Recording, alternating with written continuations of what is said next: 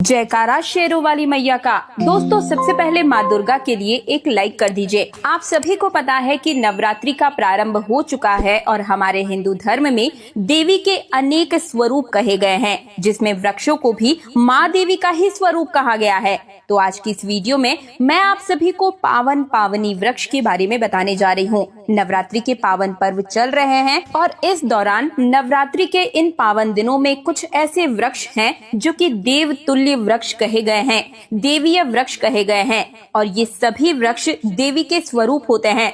माँ काली, माँ दुर्गा, माँ लक्ष्मी, माँ तुलसी के रूप में कई प्रकार से हमारे हिंदू धर्म में पेड़ पौधों और देवी देवताओं को मानकर इनका पूजन किया जाता है। और नवरात्रि के इन 9 दिनों में सभी प्रकार के पेड़ पौधे जागृत अवस्था में होते हैं और इस दौरान की गई थोड़ी सी भी पूजा और साधना आपको मनवांछित फल की प्राप्ति करवा सकते हैं। और इन नवरात्रि के 9 दिनों में हमें पेड़ पौधों की पूजा भी जरूर ही करनी चाहिए। तो प्रिय भक्तजनों, साइंस भी कहता है कि पेड़ पौधे मनुष्य को फ्री में प्राण वायु प्रदान करते हैं। पेड़ पौधे हमें ऑक्सीजन देते हैं और हमारी जो कार्बन डाइऑक्साइड है उसे ग्रहण करके सभी प्रकार की जितनी भी नकारात्मक ऊर्जा है उन्हें सोखने का कार्य करते हैं, उसे अपने अंदर स्वयं ही सोख लेते हैं और हमें ताजगी प्रदान करते हैं। और यही पेड़ पौधे स्वयं तेज धूप में तप कर मनुष्य को शीतलता प्रदान करते हैं। नवरात्रि के समय में कुछ ऐसे पेड़ पौधे हैं जो बिल्कुल ही जागृत अवस्था में होते हैं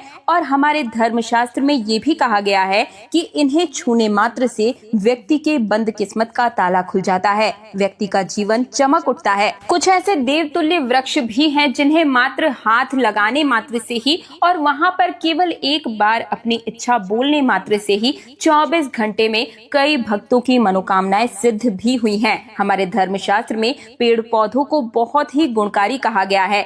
अनेकों बीमारियों का उपचार पेड़ पौधों में छुपा हुआ होता है, जड़ी बूटियों में छुपा होता है। हमारे चैनल तीज त्योहार और धर्म की ही कई सारी ऐसी जड़ी बूटियों से निर्मित वीडियोस हैं जिनके माध्यम से लाखों करोड़ों लोग लाभान्वित भी हो चुके हैं। तो इसी क्रम में भगवान श्री कृष्ण ने भी स्वयं गीता में कहा है कि वृक्षों में मैं पीपल का वृक्ष हूँ, यानी कि पीपल के वृक्ष को वृक्षों का राजा कहा जाता है क्योंकि पीपल के वृक्ष की आयु सबसे अधिक होती है। पीपल वृक्ष सर्वशक्तिमान और पूजा पाठ में अत्यधिक इसका महत्व माना गया है। तो चलिए अब बिना देर किए मैं आप सभी को बताती हूँ कि नवरात्रि के समय में छुए जाने वाले वो वृक्ष कौन कौन से हैं जिनसे आप अपनी मनवांछित इच्छाओं को पूर्ण करवा सकते हैं। लेकिन एक बार फिर से आप सभी से हाथ जोड़कर मेरा निवेदन है कि माता रानी के इस वीडियो को लाइक करके मेरे चैनल तीज त्योहार और धर्म को सब्सक्राइब कर दीजिए। कमेंट सेक्शन में जय माता दी लिखने के साथ ही अगर आप नवरात्रि के इन 9 दिनों के बीच में अपनी कुंडली के अनुसार अपना राशिफल जानना चाहते हैं तो मुझे कमेंट सेक्शन के माध्यम से ये बताइए कि आपका नाम क्या है, डेट ऑफ बर्थ क्या है और आपकी राशि क्या है। आपकी डेट ऑफ बर्थ के हिसाब से जो राशिफल बनता पड़ेगा वो मैं आप सभी को रिप्लाई के माध्यम से कमेंट में ही बता दूंगी। और आप सभी का कोटि कोटि धन्यवाद कि हमारा लगभग 11 लाख का सब्सक्राइबर का परिवार कंप्लीट होने वाला है। इतने सारे सनातनियों का मैं एक बार फिर से अपने चैनल तीज त्योहार और धर्म पर स्वागत करती हूँ। तो दोस्तों, हमारे धर्मशास्त्र में अनेकों ऐसे वृक्ष हैं जो कल्याणकारी होते हैं, मंगलकारी होते हैं। अगर इन वृक्षों को छू भी लिया जाए तो हमारी सभी प्रकार की परेशानियां तुरंत ही नष्ट हो जाती हैं और सभी प्रकार के कष्ट भी दूर हो जाते हैं। और खास करके नवरात्रि के समय में इनका असर कई गुना बढ़ जाता है, लाखों गुना बढ़ जाता है, क्योंकि नवरात्रि का जो समय होता है पेड़ पौधे बिल्कुल ही जागृत अवस्था में इस समय होते हैं। नवरात्रि के इन 9 दिनों को शक्ति का पर्व कहा जाता है। शक्ति पर्व क्यों कहते हैं? क्योंकि इस समय अचेत वस्तु भी चेतना युक्त हो जाती है, अर्थात इस समय जो भी शक्ति हमारी धरती लोक पर आती है वो 9 दुर्गा का स्वरूप होती है। और जब ये शक्ति धरती लोक पर, पृथ्वी लोक पर आती है तो जितने भी पेड़ पौधे, जीव जंतु हैं, चल अचल सभी प्रकार की वस्तुएं, सब में प्राण आ जाते हैं। इन सब में शक्ति निहित हो जाती है, जागृत हो जाते हैं। और इस समय कोई भी पेड़ पौधे जाकर अगर आप छू लेते हैं और खास करके जो देव स्वरूप वृक्ष कहे जाते हैं, अगर आप इन्हें छूते हैं तो इससे आपकी जीवन के समस्त प्रकार की परेशानी, दुख, तकलीफ, कष्ट, रोग, बीमारियां, कलह, कलेश, जीवन भर की जो भी भी समस्याएं चल रही है मेरे प्यारे भक्तों, सभी की सभी समस्याओं से निदान मिलता है और आपकी मनवांछित इच्छाएं भी पूर्ण होती है। यानी कि मेरे कहने का तात्पर्य ये है कि आपकी हर एक प्रॉब्लम का सोल्यूशन यानी कि पलक झपकते ही समाप्त हो जाते हैं। चाहे वो काल सर्प दोष हो या मंगल दोष की समस्या हो, शनि के दोष से आप जूझ रहे हो, अनेकों प्रकार के दोषों से तत्काल ही आपको निजात मिल जाता है। दोस्तों, आज मैं आप लोगों को 3 पौधों के बारे में बताने जा रही हूँ। ये 3 पौधे देव वृक्ष कहे जाते हैं। प्रिय भक्तगणों, आप सभी से मेरा अनुरोध है कि इस वीडियो को लास्ट तक देखिएगा। अपने हर एक कार्य को साइड में रख दीजिए। 5 से 10 मिनट का समय आपसे मांगने जा रही हूँ। इस 5 मिनट के समय में आपका जीवन पूरी तरीके से बदल जाएगा।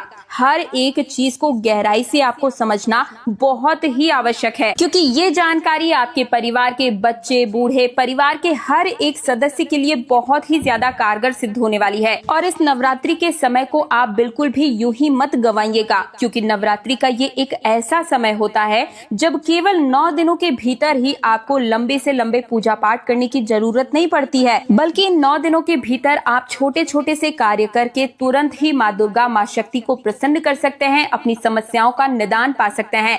अपनी गरीबी को स्वयं ही अपनी आंखों से देखते हुए आप इसे जड़ से समाप्त कर सकते हैं। दोस्तों, जिस वृक्ष के बारे में आज मैं आप सभी से बात करने वाली हूँ, ये सारे वृक्ष आपको अपने घरों के आसपास में बहुत ही आसानी से मिल जाएंगे। तो चलिए अब मैं आप सभी को बताती हूँ कि कौन से हैं ये देवतुल्य वृक्ष जो नवरात्रि के समय में मात्र आपको छू कर आने से आपकी गरीबी तत्काल ही मिट जाएगी। तो पहला जो देवतुल्य वृक्ष माना गया है वो है बेल का वृक्ष। मेरी बात को गौर से सुनिएगा। इस बेल के वृक्ष के अंदर माँ पार्वती का वास होता है, क्योंकि कहा गया है कि माता पार्वती के पसीने से इस वृक्ष की उत्पत्ति हुई थी। स्कंद पुराण के अनुसार माँ पार्वती देव स्वरूप में इसके अंदर वास करती है, अर्थात नवरात्रि के इन 9 दिनों में माँ पार्वती को भी नव दुर्गा का एक स्वरूप माना जाता है। तो स्कंद पुराण की कथा कहती है कि जो बेल का वृक्ष होता है ये माँ पार्वती के पसीने से उत्पन्न हुआ है और इसकी डाली में माँ पार्वती,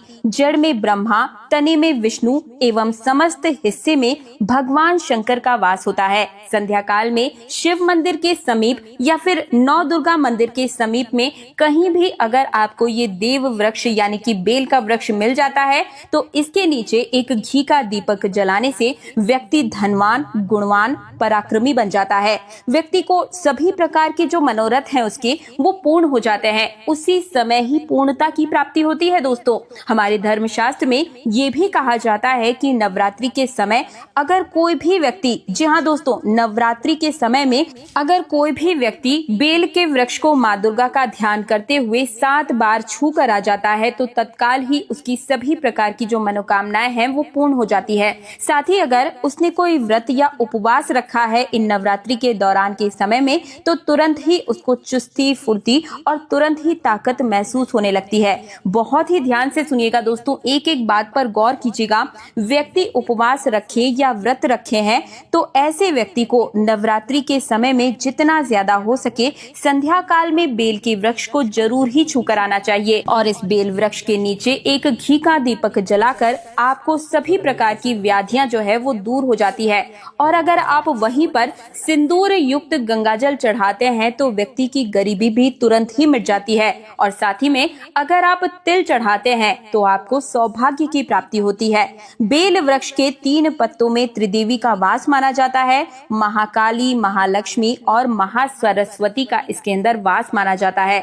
तो अगर आपकी कोई भी ऐसी मनोकामना है जो लंबे समय से पूर्ण नहीं हो पा रही थी तो मेरे कहने पर आप एक बार प्रैक्टिकल करके जरूर देखिए। आपको बेल पत्र की 3 पत्तियों पर अपनी मनोकामना को लिखना है।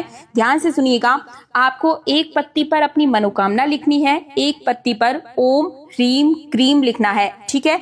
और इसके बाद जो दूसरा पत्ता है उस पर भी आपको ह्रीम क्रीम लिखना है और जो बीच का पत्ता है उसके ऊपर आप अपनी मनोकामना लिख करके इसके ऊपर में माँ दुर्गा का स्वरूप समझते हुए आपको इसके ऊपर में सिंदूर लगाकर इस पत्ते को वहीं पर ही रखना है और अपनी मनोकामना को बोल देनी है। और आप देखिएगा तत्काल ही आपका जो मनोरथ है वो सिद्ध हो जाएगा। उसी समय आपकी मनोकामना पूर्ण हो जाएगी। आपको 3 मिनट के अंदर ही आपको प्रैक्टिकल करने के बाद जो आपका कार्य है वो सिद्ध होता हुआ नजर भी आने लगेगा। और अब जो मैं आप सभी को बताने जा रही हूँ इसे थोड़ा ज्यादा ध्यान से सुनिएगा, और या तो आप चाहें तो इसे कहीं लिख भी सकते हैं। देखिए, जो बेल की जड़ होती है, अगर इसके नीचे तांबे की कोई भी रिंग, जी हाँ दोस्तों ध्यान से सुनिएगा, तांबे की अंगूठी बड़े ही आसानी से आपको मार्केट में मिल जाएगी। आपको लेकर आनी है एक तांबे की अंगूठी और इसके ऊपर में आप बेल की जड़ को लपेट दीजिएगा, और इसके बाद उसी बेल के वृक्ष के नीचे 4 इंच मिट्टी खन करके आपको अपनी मनोकामना को बोलकर इस रिंग को, जिसमें जड़ आपने लपेटी है, इसे दबा दीजिए और पूरे नवरात्रि के दौरान इसे वहीं पर दबे रहने दे। और जब नवरात्रि समाप्त हो जाए तब इसे वापस से खन कर इस अंगूठी को निकाल कर आप पहन लीजिएगा। ये बिल्कुल ही जागृत अवस्था में हो जाएगी, इसके अंदर माँ दुर्गा का वास होगा। और इस कार्य को करने के बाद आप देखिएगा, जिस कार्य के लिए भी आप जाएंगे उस हर एक कार्य में आपको सफलता मिलेगी। चाहे वो कोर्ट कचहरी का चक्कर हो, नई नौकरी हो, व्यापार हो, हर एक कार्य क्षेत्र में जहां आप जाएंगे वहीं पर आपको विजय की प्राप्ति होगी। आपकी निरंतर आप तरक्की करते हुए चले जाएंगे, क्योंकि बेल का जो वृक्ष है वो स्वयं इस समय जागृत अवस्था में होता है और नवरात्रि के समय इसके आवरण जो होती है वो ज्यादा सकारात्मक ऊर्जा से भर जाती है, अत्यधिक मात्रा में बढ़ जाती है। फिर अगर आप इस प्रकार की अंगूठी को पहनते हैं तो कभी भी आपको रक्त संबंधी बीमारियां भी नहीं हो पाती है। अब मैं आपको बताने जा रही हूँ नवरात्रि के समय में छुए जाने वाला दूसरा सबसे शक्तिशाली पौधा कौन सा है। लेकिन उससे पहले एक बार फिर से मैं रिक्वेस्ट करना चाहूंगी कि कमेंट सेक्शन में जय माँ दुर्गा जरूर ही लिखिएगा, साथ ही अपनी राशि लिख दीजिए, ताकि राशि अनुकूल जो नवरात्रि के दौरान उपाय बनता पड़ेगा वो मैं आप सभी को कमेंट सेक्शन में रिप्लाई के माध्यम से ही बता दूंगी। और माता रानी के इस वीडियो को लाइक करने में कंजूसी मत कीजिए, कृपया करके लाइक कर दीजिए और इस वीडियो को ज्यादा से ज्यादा हर एक सनातनी के साथ शेयर जरूर कीजिएगा, ये आपका दायित्व है। साथ ही चैनल तीज त्योहार और धर्म को सब्सक्राइब कर दीजिए, क्योंकि इस चैनल पर मैं हर रोज आपके निजी जीवन से जुड़ी हर समस्या का समाधान और व्रत पर्व से जुड़ी संपूर्ण जानकारी और पूजा विधि लेकर हर रोज आती हूँ। तो दूसरा जो देवतुल्य वृक्ष है, नवरात्रि के दौरान में आपको छू कर आना है, जिससे कि आपकी समस्त प्रकार की समस्याओं का निदान हो जाए, मनवांछित इच्छा पूर्ण हो जाए, गरीबी दूर हो जाए। तो इसके लिए आपको शमी के वृक्ष को छूना है। स्वयं माँ जगदम्बा ने कहा है कि शमी के वृक्ष के अंदर नवरात्रि के दौरान मैं वास करती हूँ और इसके अंदर स्वयं माँ जगदम्बा का वास होता है, इनका आशीर्वाद होता है, साक्षात वे विराजमान होती है। कोई भी व्यक्ति अगर संध्या काल में नवरात्रि के समय में इसके नीचे धूप बत्ती जलाता है, धुआं दिखाता है, तो उसकी सभी प्रकार की परेशानियां दूर हो जाती है। और धर्मशास्त्र कहता है कि अगर कोई भी व्यक्ति नवरात्रि के पूरे समय में किसी भी दिन 2 लाल चूड़ी अगर आप शमी वृक्ष के ऊपर चढ़ाकर, सिंदूर लगाकर, चुनरी चढ़ाकर आ जाते हैं तो क्षण भर में ही उसके सभी प्रकार के मनोरथ जो है वो पूर्ण हो जाते हैं। और अगर आप ये कार्य पंचमी या सप्तमी के दिन करते हैं तो इस पर सोने का सुहागा प्राप्त होता है, सौभाग्य, अखंड सौभाग्य की प्राप्ति होती है। अगर आपके घर में कोई छोटी या बड़ी बीमारी हमेशा लगी ही रहती है, कोई ना कोई व्यक्ति बीमार पड़ा ही रहता है, तो नवरात्रि के समय के दौरान एक चुटकी सिंदूर अगर आप शमी वृक्ष की जड़ में चढ़ा देते हैं तो मानकर चलिए समस्त प्रकार के रोगों से मुक्ति मिलकर आरोग्य की प्राप्ति होती है और घर परिवार में कभी कोई बीमार नहीं पड़ पाता है। और अब मैं आप सभी को तीसरे देवतुल्य अंतिम वृक्ष की बात करने जा रही हूँ, जिससे नवरात्रि के समय में छूने मात्र से ही आपकी समस्त प्रकार की बीमारियां, व्याधियां, परेशानियां, मनोरथ सिद्ध हो जाते हैं। ये उपाय आप जरूर प्रैक्टिकल करके देखिएगा, तब आपको सही रिजल्ट की प्राप्ति भी हो जाएगी। जब तक आप प्रैक्टिकल नहीं करेंगे तब तक शायद आपको विश्वास भी ना हो। तो जो तीसरे देवतुल्य वृक्ष की मैं बात कर रही हूँ ये है परिजात का वृक्ष। जी हाँ दोस्तों, परिजात का जो वृक्ष है समुद्र मंथन से इसकी उत्पत्ति हुई थी और इसे देवराज इंद्र के नंदन वन में स्थापित किया गया था। परिजात का वृक्ष मानव जन कल्याण के लिए भगवान श्री कृष्ण इसे धरती लोक पर लेकर आए थे। तो जो परिजात का वृक्ष है इस दौरान माँ लक्ष्मी का स्वरूप इसे माना जाता है, क्योंकि माता लक्ष्मी भी समुद्र मंथन से ही उत्पन्न हुई थी और परिजात का वृक्ष भी समुद्र मंथन से ही उत्पन्न हुआ था। तो इस नाते माता लक्ष्मी की इसे बहन भी कहा जाता है। तो ऐसा माना जाता है कि यदि कोई भी मनुष्य जिसके शरीर में हमेशा थकावट बनी रहती है, पीड़ा बनी रहती है, या नवरात्रि के दौरान अगर आप व्रत रखते हैं और शारीरिक थकावट, शरीर में कोई पीड़ा बनी रहती है, तो पारिजात के वृक्ष को शाम के समय में छूकर जरूर आना चाहिए। तुरंत ही आपको स्फूर्ति की प्राप्ति होती है और इससे समस्त प्रकार की पीड़ाओं का नाश भी होता है। तत्काल शरीर में एक एनर्जी क्रिएट हो जाती है। और वृक्ष के नीचे अगर नवरात्रि के दौरान में घी का दीपक अगर आप संध्या काल के दौरान जलाते हैं और इसके नीचे एक कौड़ी दबा लेते हैं, तो मानकर चलिए आपकी मनोकामना जो है इसी नवरात्रि के दौरान ही पूर्ण हो जाती है। ये कार्य भी आप नवरात्रि के 9 दिन में किसी भी दिन जाकर शाम के समय में कर सकते हैं। आप अपनी हर प्रकार की मनोकामनाओं को इन देवतुल्य वृक्षों से पूर्ण करवा सकते हैं। आपकी कौन सी मनोकामना आप पूर्ण करवाना चाहते हैं, मुझे कमेंट सेक्शन में जरूर ही बताइएगा। साथ ही साथ जब हम कोई मनोकामना को कमेंट सेक्शन में बोलते हैं, मैनिफेस्ट करते हैं, तो कई सारे भक्त हैं जो आपके कमेंट को पढ़ते हैं और कोई नहीं जानता कि कब किसके मुख में सरस्वती सवार हो, वो आपकी जो मनोकामना है वो बोलने मात्र से भी पूर्ण हो जाए। इसलिए आप सभी कमेंट सेक्शन में अपनी मनोकामनाएं जरूर लिखा कीजिए। वीडियो को लाइक नहीं किया है तो माता रानी की वीडियो को लाइक करने में कंजूसी मत कीजिए। चैनल तीज त्योहार और धर्म को सब्सक्राइब कर दीजिए। वीडियो को ज्यादा से ज्यादा शेयर जरूर कीजिए। मिलती हूँ एक और नई जानकारी के साथ, तब तक के लिए हैप्पी नवरात्रि। जय माता दी, जय श्री राम।